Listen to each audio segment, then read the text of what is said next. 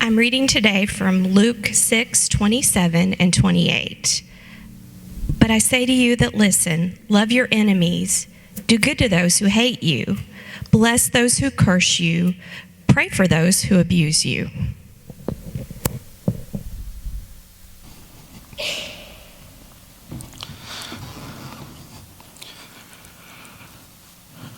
Love your enemies, pray for those who abuse you, do good to your enemies. Matthew says it as a few more things that Jesus says. He goes so far after saying to love your enemies, he says, pray for those who persecute you.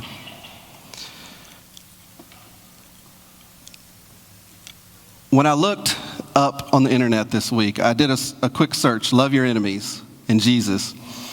I got a very interesting result back. It was one I kind of thought might happen because this is a very hard thing. It's hard for us to think about loving our enemies. It's hard for us to thinking about praying for those who persecute us. And when I did a search, most of the titles that came up in Google were love your enemies, what Jesus really meant. And I didn't click on them because I was afraid they might depress me just a slight bit, because Jesus said, love your enemies. And this is at the end of a passage where he's told us several things about the injustice in the world and how everyone needs to be brought even with one another. He talks about bringing the high low and the low high to where everybody's kind of together. So Jesus is talking about loving our enemies. I also went on Facebook because I wanted to see just some interactions. And it's kind of hard when you're on Facebook to love your enemy, because your enemy may be someone who's just on the other team, politically or even a sports team. And I noticed a lot of things that I see on Facebook are shared memes with somebody's picture and then a statement, and it's usually something like, watch as so-and-so destroys this argument with 3 simple words. And it's always about destroying another person. Not necessarily an argument, but a person. And I was thinking, that's just a hard thing. I don't like that. I was going to post some up here with blurring out a few things, but then I saw a friend of mine from a long time ago with a lot of things that he was posting. I just said, I just can't do it. These things are just too hateful. But when we think about loving our enemies, it like I said, it is a very hard thing for us to do. In fact, we're much more likely to sue those who persecute us than pray for those who persecute us. We're much more likely to try to find a way to get back. How can we raise ourselves? How can we make sure that our enemy knows, or the person against us knows, how we feel, instead of loving that person? And so I started thinking, how can we talk about how we can love one another? What's a good illustration for how we can love our enemies, how we can actually love those who may persecute us, those who may oppress us, those who may just do harm? Because, if we look at movies and we like to watch them, there's a lot of movies about revenge. So getting revenge on the person who persecutes us instead of loving the person who persecutes us. Well, I thought about that, and I decided I might tell you a story this morning. And this is one of those based on a true story. So it's not going to be totally fictional, but we will add a few things to the story because it happened a long time ago in a place that wasn't quite far away. So in about the end of the 4th century, a young man named Patrick was born. And Patrick lived in Roman Britain. He was the son of a deacon in the church. He was most likely a 3rd-generation Christian. So he had grown up within Christianity once it was legal in the Roman Empire. His father was also most likely a Roman official. So he had a lot of privilege in his society. He was able to do things as he willed, and he really didn't take his Christianity very seriously. I mean, he had grown up in it, and by that it was kind of old hat, and Christians weren't persecuted any longer, and Christians had power in a way. but Patrick didn't really care that much about Christianity. Well, one day, Patrick was playing on the coast, and he lived in what we now know as Scotland, so kind of on the southern end of Scotland, up above what we would call Great Britain. And Patrick was on the coast, and some raiders came from across the water. And those raiders were pagans from Ireland. And Patrick was captured by those pagans and taken back across the water. And when he arrived there, Patrick was enslaved, forced to do things for his captors, for the pagans around him. So one of his biographers talked about this, about how far he had fallen. So here was a man, young man, who had grown up the son of a deacon in the church, the son of an official in the Roman government, which was still very powerful at the time. And here he was, taking care of livestock or doing whatever was asked of him by those around him. Well, so Patrick, once he's there and he's in a lot of trouble, what do you think he finally started doing? He thought about God. He thought about that God who had saved him. He thought about the God that he had heard about growing up. And Patrick began to pray. And at first, he prayed for himself. He prayed, take me out of this. Get me out of this place. This is just a horrible what's being happening to me. God, just save me, rescue me. Well, he just kept being enslaved, kept being asked to do things. And it was a fairly hard life. But then Patrick had a change in his heart and in his mind. And he began praying for those who had captured him. He began praying for those who had enslaved him, and praying that they would recognize the God he prayed to. Now, they mocked Patrick. They mocked him mercilessly, because this is a pagan society, and that was the structure in Ireland. They were not touched by Christianity yet. So these pagans were just merciless against him, mocking him, laughing at him, saying, this God that you're praying to, you're enslaved here. It's kind of a joke that you're praying to this God. But he continued, and he prayed, and he prayed, and every night he prayed, every day he prayed that God could work in the hearts of these around him. Well, after about 6 years, Patrick was sleeping, and he had a dream. And the dream was of a boat on the coast. And he felt led that God was telling him that there was a way out, that he could go to this boat. So he escaped, made his way to the coast, convinced the pilot of a little ship, captain, to carry him across back to Britain. Now, if you want to hear a funny story, go on YouTube, look up Lutheran satire and Patrick, and there's a very funny story about the captain. I'm not going to tell you about this morning because it's just funny. But Patrick convinces the captain to take him across, refuses to do some pagan things that are required of him there, but the captain takes him anyway.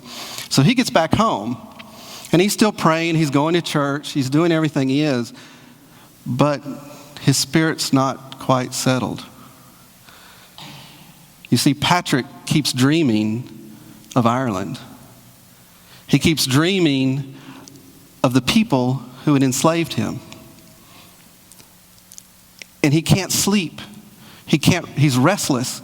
He wanders all over the town just trying to figure out a way. What can I do to get rid of this anxiety I feel? Why do I keep worrying about these people?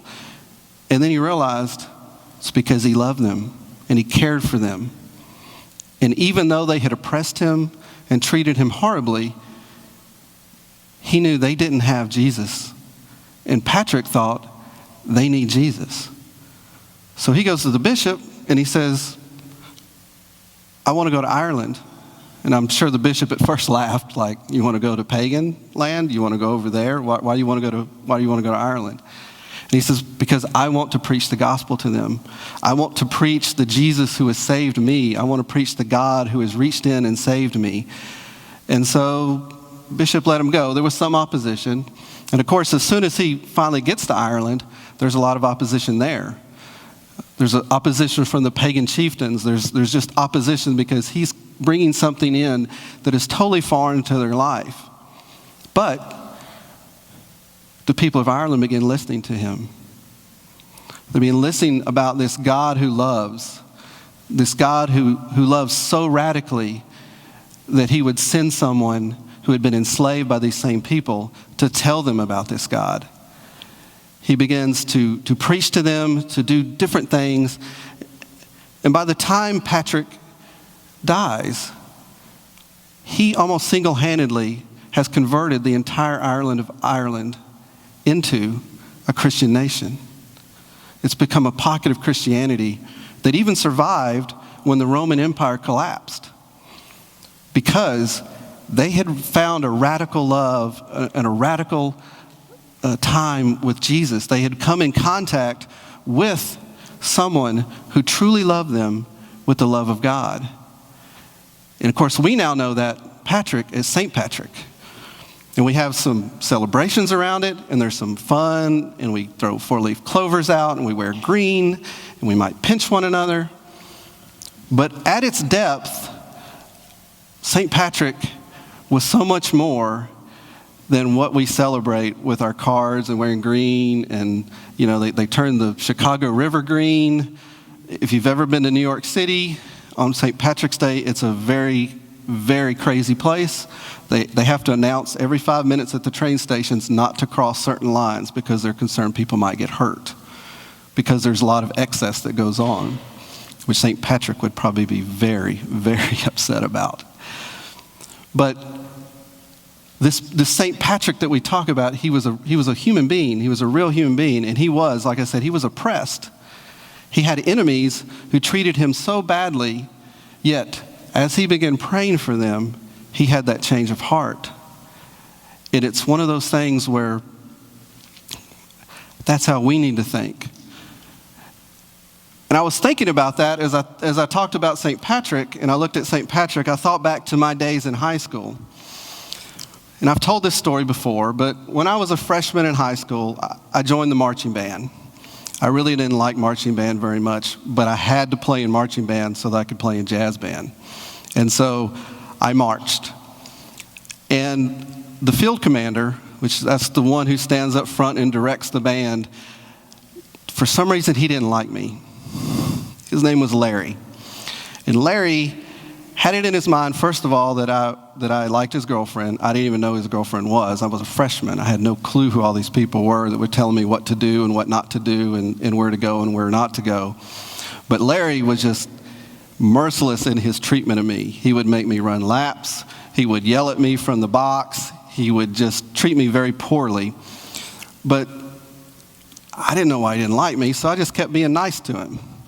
I just couldn't imagine that somebody didn't like me. I was stupid. I was 14. I mean, you just don't think. But eventually, Larry, as a joke, came to me before Christmas and said, "Hey, I've been really mean to you. I'm going to be nice to you. You know, let's be friends."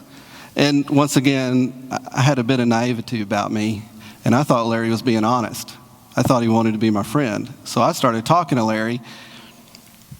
A couple of weeks later, when we're at his house having a meal with his family, we go aside later, and he goes, "I need to tell you something." I'm like, "What's that?" He goes, "Remember a few weeks ago when I told you I wanted to be your friend?" I'm like, "Yeah." He goes, "I was punking you, man. I didn't want to be your friend. I just thought it would be really mean to act like I wanted to be your friend and then treat you poorly." He says, "But," he says, "over these last few weeks, you've been so nice to me that I've become your friend."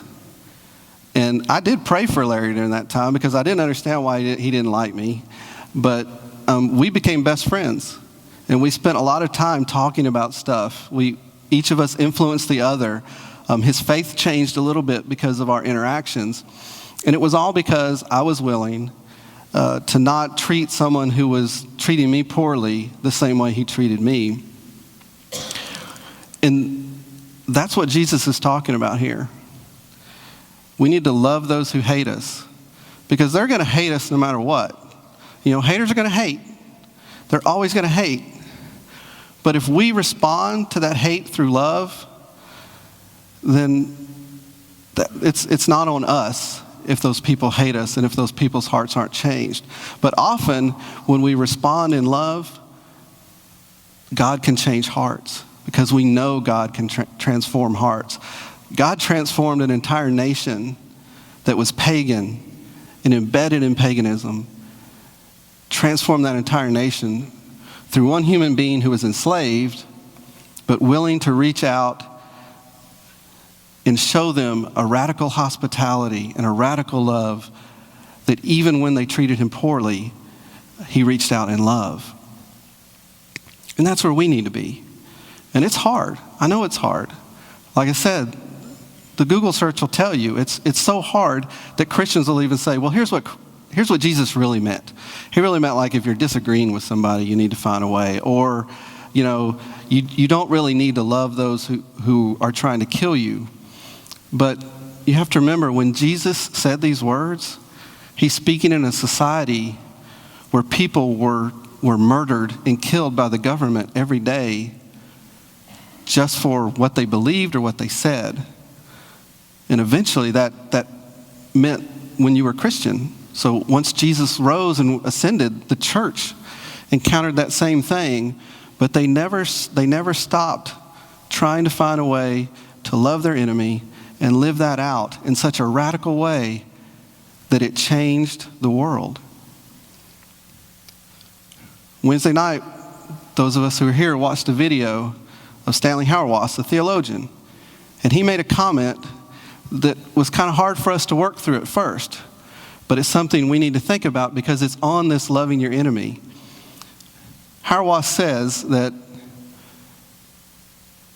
as Christians, our approach to nonviolence, so our approach to not being violent towards those who hate us, is not just because we think the world needs to be a nonviolent place, but it's because Jesus coming in the flesh, being crucified, being raised from the dead, and ascending to heaven actually made the world a nonviolent place. We just don't act like it. Because we don't always live out loving our enemies. We don't always live out being willing to pray for those who persecute us, pray for those who hurt us, pray for those who abuse us. And these are hard things. These are very hard things to do because our culture, our society, our hearts often want us to reach out in that pain we feel and strike back. But we know that when we do the other thing, hearts can be changed. Now, they won't always be changed because there are hearts that are so close to God that they can't open up and accept that. But when we believe, we need to act like we believe and actually love one another so much that that anyone, our enemies, our friends, they want what we have. They want this Jesus as well. And this morning, I want you to think about your own heart. I know I have this week when I started looking. I even muted a few friends for the next 6 months because I'm just not going to be able to read what they say on Facebook without getting a little angry because there's just so much hate towards one another. We need to remember among ourselves that when we want to click a button on the internet especially, we need to think about the person on the other end of that. And even when they're saying some nasty stuff, we need to try to reach out in love. Doesn't mean we don't have to agree with everybody. We definitely don't have to agree with everybody because there are people we're going to disagree with. That's just honest. There are people we're going to have conflict with in some ways. But we need to think about what we're doing when we're interacting with one another and try to model more St. Patrick than Eminem or Dirty Harry or any of those, anyone who's more willing to reach out and attack those who are attacking them.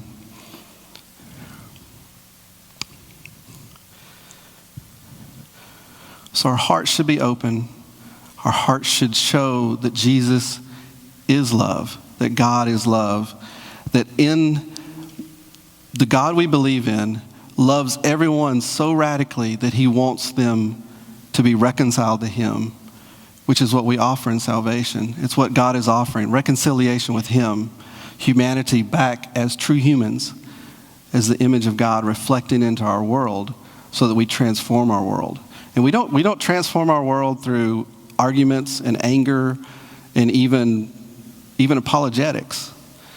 We transform our world through the workings of our heart and through the workings of reaching out to one another and loving one another. That transforms the world, because it's never going to be how we argue that God works in a heart. It's always through the way our heart reacts with another person's heart that opens up those hearts to the Spirit and works through them for that heart. And this morning, we're going to have communion in a few minutes. I'm going to go ahead and ask the worship band to come up. But as you come forward and you receive, you're going to hear, the body of Jesus broken for you, the blood poured out for you. And that was true. That's what's happened. Patrick believed that so strongly once he was enslaved that he had to tell others about that this Jesus died for you. This Jesus died to save you. And as you come forward today, after you receive, I'm going to ask if you feel led, if you need to pray, if there's a conflict with someone, you need to pray for that person, you need to reconcile with them, I would just ask that you go to the altar and pray. And there'll be people here to pray with you.